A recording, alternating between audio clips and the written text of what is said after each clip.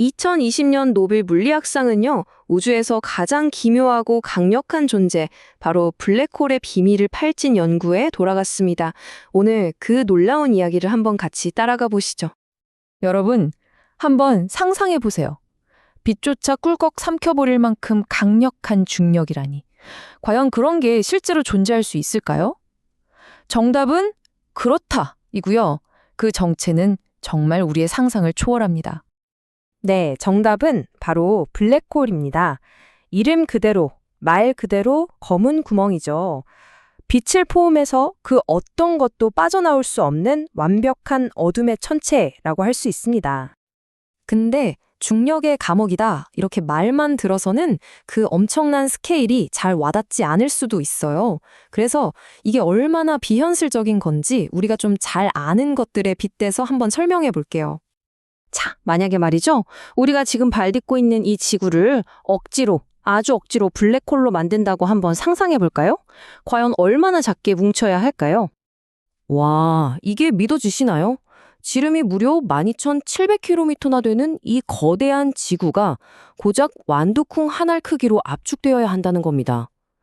이건 뭐 상상조차 하기 힘든 별도죠. 지구도 이 정도인데 그럼 태양은 어떨까요?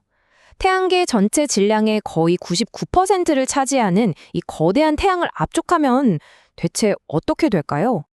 그 어마어마한 태양이요. 놀라지 마세요. 도시 하나 정도 크기로 줄어들어야 합니다. 바로 이게 블랙홀을 만드는 극단적인 조건인 거죠. 아니, 이렇게까지 극단적인 존재를 대체 어떻게 예측할 수 있었을까요?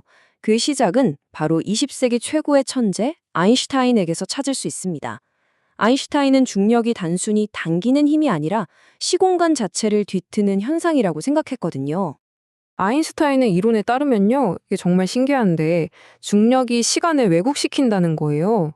바로 지금 이 순간에도 제 머리에서 흐르는 시간은 제 발끝에서 흐르는 시간보다 아주 미세하게, 정말 눈곱만큼이지만 더 빨리 흐르고 있습니다. 이 시간의 차이가 바로 중력의 본질이라는 거죠. 자, 그럼 이 시간 왜곡을 정말 극한까지, 끝까지 밀어붙이면 어떻게 될까요? 그게 바로 블랙홀입니다.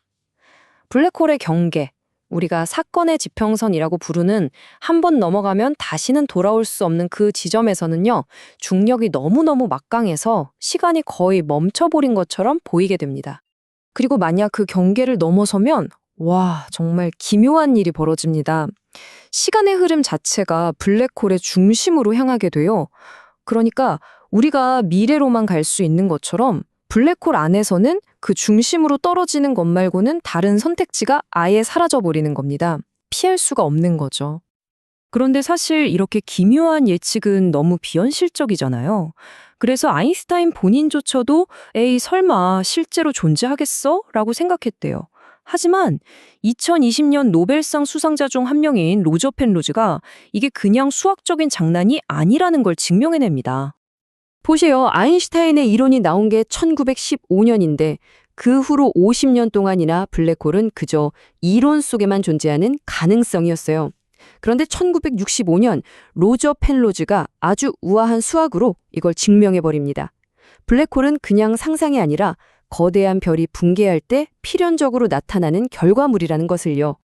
자, 펜로즈 덕분에 우리는 이제 블랙홀이 존재해야만 한다는 걸 알게 됐습니다. 아주 중요한 진전이죠. 하지만 여기서 또 다른 질문이 생깁니다. 좋아요. 수학적으로는 존재한다 칩시다. 근데 이 보이지 않는 괴물을 대체 어디서 찾아야 하냐는 거죠. 바로 이 질문을 답하기 위해서 수십 년이라는 세월을 바친 두 명의 천문학자가 있습니다. 바로 라인하르트 겐첼과 앤드리아 게이즈. 이분들은 아주 대담한 목표를 세웠어요. 어디냐고요? 바로 우리 은하의 가장 중심부, 그 심장부를 들여다보기로 한 거죠. 블랙홀은 까맣고 아무것도 안 보이니까 직접 볼 수는 없잖아요? 그래서 다른 방법을 썼습니다. 블랙홀 주변을 돌고 있는 별들의 움직임을 정말 끈질기게 추적한 거죠. 수십 년에 걸쳐서 관측을 계속한 끝에 마침내 그들은 별들이 보이지 않는 무언가를 중심으로 어마어마한 속도로 뱅글뱅글 돌고 있다는 걸 발견해냅니다. 그리고 그 별들의 궤도를 아주 정밀하게 계산했더니 그 중심에 있는 보이지 않는 천체의 질량을 알아낼 수 있었어요. 그 값이 얼마였을까요? 무려 태양의 400만 배에 달했습니다. 자, 여러분, 한번 생각해 보세요. 태양 400만 개를 합친 것보다 더 무거운 질량이 아주 작은 공간에 빽빽하게 모여 있는데 어떤 빛도 내지 않아요. 현대 물리학이 내놓을 수 있는 답은 딱 하나뿐이었습니다. 네, 바로 우리 응아 중심에 초거대 질량 블랙홀이 존재한다는 것. 이것으로 증명이 끝난 거죠. 이렇게 아인슈타인의 놀라운 예측에서 시작해서 펠로즈의 수학적 증명을 거치고 마침내 겐첼과 게즈의 끈질긴 관측에 이르기까지 인류는 드디어 우주의 가장 어둡고 깊은 비밀 중 하나를 풀어낸 겁니다. 결국 이 세 분의 연구는 하나의 완벽한 합주곡과도 같았어요. 펜로즈가 이론이라는 악보를 그렸다면 겐첼과 게즈는 관측이라는 악기로 그 음악을 실제로 우리 귀에 들려준 셈이죠. 이제 블랙홀은 더 이상 공상과학 소설 속 이야기가 아니라 엄연한 현실이 됐고요. 우리가 아는 물리법칙이 끝나는 지점이자 동시에 새로운 미지의 세계로 들어가는 문이 된 겁니다. 이 놀라운 발견은 사실 끝이 아니라 우주를 향한 새로운 질문들의 시작이라고 할 수 있습니다. 우리가 블랙홀이라는 이 깊고 어두운 심연을 들여다볼 때 과연 어떤 새로운 비밀들이 우리를 기다리고 있을까요? 우주를 향한 인류의 위대한 탐사는 어쩌면 이제 막 첫 발을 떼었을 뿐인지도 모릅니다.